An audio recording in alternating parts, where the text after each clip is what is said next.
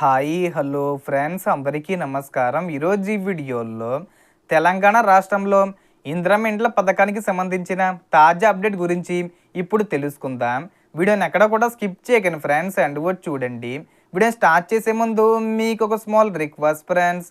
TG government నుంచి ఇందిరమ్మ ఇళ్ల పథకానికి సంబంధించి మరియు ఇతర పథకాలకు సంబంధించి ఏ చిన్న అప్డేట్ వచ్చినా మీరు మిస్ కాకుండా ఉండాలంటే వెంటనే మన ఛానల్ని సబ్స్క్రైబ్ చేసుకోండి. అండ్ సబ్స్క్రైబ్ చేసుకున్న వాళ్ళందరూ కూడా సబ్స్క్రైబ్ బటన్ పక్కనున్న గంట సింబల్లో ఆల్ అని పెట్టుకోవడం మర్చిపోకండి ఫ్రెండ్స్. ఇలా పెట్టుకోవడం వల్ల నేను పెట్టే ప్రతి ఒక్క వీడియో మీరు నోటిఫికేషన్ రూపంలో పొందగలరు. అండ్ వీడియో మీద నచ్చితే లైక్ చేయండి ఫ్రెండ్స్. సో ఏమాత్రం లేట్ చేయకుండా వీడియోకి వెళ్ళిపోద్దాం. సో రాష్ట్ర ప్రభుత్వం ఇందిరమ్మ ఇండ్ల రెండో విడత అమలుకు సంబంధించిన ఏర్పాట్లను వేగవంతం చేస్తుంది. అందుతున్న సమాచారం ప్రకారం రెండో విడతలో ప్రతి జిల్లాకు సుమారు 5,000 ఇళ్ల చొప్పున మంజూరు చేసే దిశగా ప్రభుత్వం చర్యలు తీసుకుంటుంది. ప్రస్తుతం జిల్లాల వారీగా లబ్ధిదారుల ఎంపిక ప్రక్రియ కొనసాగుతుంది. అధికారులు L1 జాబితాలో ఉన్న అర్హుల వివరాలను పరిశీలిస్తూ ఎంపిక ప్రక్రియను పూర్తి చేసే పనిలో ఉన్నారు.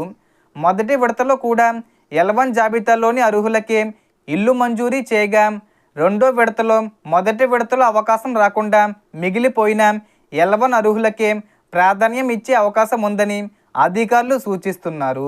యాదాద్రి భువనగిరి జిల్లాకు సంబంధించి అందుబాటులో ఉన్న సమాచారం ప్రకారం సుమారు 5,000 ఇళ్ల మంజూరుకు ప్రతిపాదనలు సిద్ధం చేస్తున్నట్లు తెలుస్తుంది. ఆలేరు భువనగిరి ప్రాంతాలకు చెరో 2,000 ఇల్లు, మునుగోడు తుంగతుర్తి నకిరేకల్ పరిధిలోని మండలాలకు కలిపి మరో 1,000 ఇల్లు కేటాయించే ప్రతిపాదన ఉందని సమాచారం. లబ్ధిదారుల ఎంపికలో పూర్తిగా ఇల్లు లేని గుడిసెల్లో నివసిస్తున్న కుటుంబాలకు మొదటి ప్రాధాన్యం ఇవ్వనున్నారు. అనంతరం ఒంటరి మహిళలు, వితంతువులు మరియు అత్యంత పేద కుటుంబాలను పరిగణలోకి తీసుకోనున్నారు. మొదటి విడతలో జిల్లాకు వేల సంఖ్యలో ఇల్లు మంజూరీ కాగా వాటిలో అనేక ఇళ్ల నిర్మాణాలు పూర్తయ్యాయి. మరికొన్ని వివిధ దశల్లో కొనసాగుతున్నాయి. కొంతమంది లబ్ధిదారులు నిర్మాణాన్ని మధ్యలోనే నిలిపివేసినట్లు కూడా అధికారులు గుర్తించారు. రెండో విడత ఎంపిక ప్రక్రియ పూర్తయిన తర్వాత అర్హులైన వారికి మంజూరీ పత్రాలు అందజేయనున్నట్లు సమాచారం. కాబట్టి ఎవరైతే L1 జాబితాలో ఉన్నారో వారు తమ గ్రామ పంచాయతీ కార్యదర్శి, సంబంధిత అధికారులు లేదా ఇందిరమ్మ గ్రామ కమిటీ సభ్యులతో సంప్రదింపులు కొనసాగిస్తూ తమ వివరాలను ధృవీకరించుకోవడం మంచిది.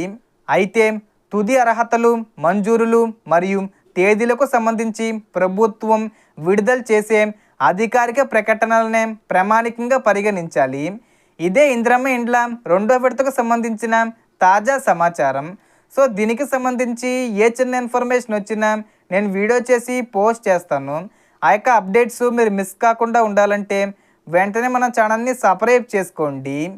So total information the friends. మీకు ఈ వీడియో నచ్చితే లైక్ చేయండి, షేర్ చేయండి అండ్ సబ్స్క్రైబ్ చేసుకోండి. Thanks for watching.